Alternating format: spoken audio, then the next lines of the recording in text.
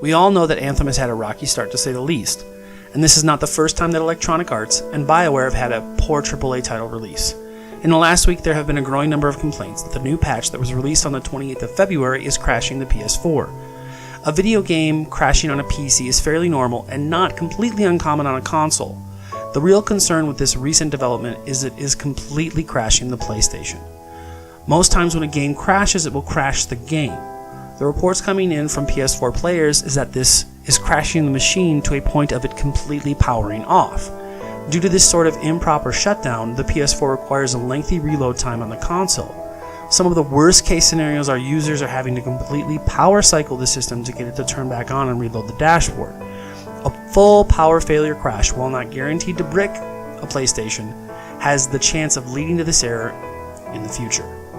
As a primary PC user, I can tell you that power cycling a machine is not something you normally do, even in the world of high-end gaming PCs, which I am a member of. Initially, there was limited coverage on the issue, but with the growing wave of comments on subreddit and the PS4 forums, it has become almost impossible to ignore. This is a point I would like to quickly make.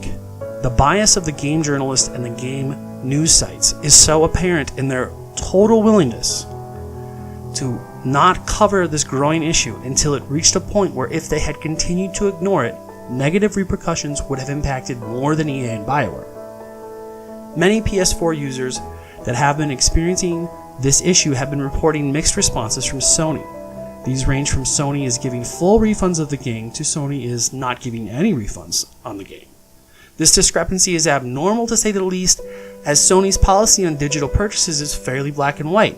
They don't refund at all. So far, there are not many reports of Anthem bricking PS4s, which is similar to the Red Ring of Death on the Xbox 360, but with reports that Sony may be trying to get out ahead of this and mitigate their losses, points to the potential that this is more of a risky bug to console health than EA and BioWare are admitting to.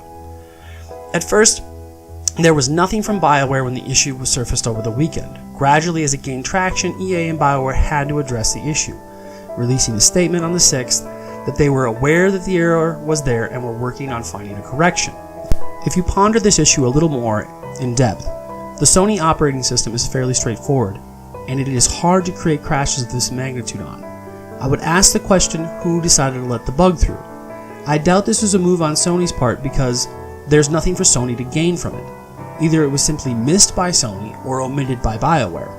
With the level of oversight on these sorts of projects, I have my doubts as to whether everyone was in the dark on this issue in the patch, which would then lead to the idea that potentially BioWare allowed this bug to go through because they needed to roll the patch of fixes.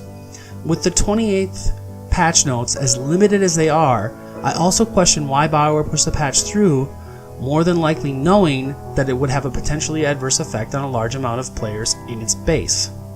In closing, I wonder if this was simply a miscalculation of risk on the part of EA.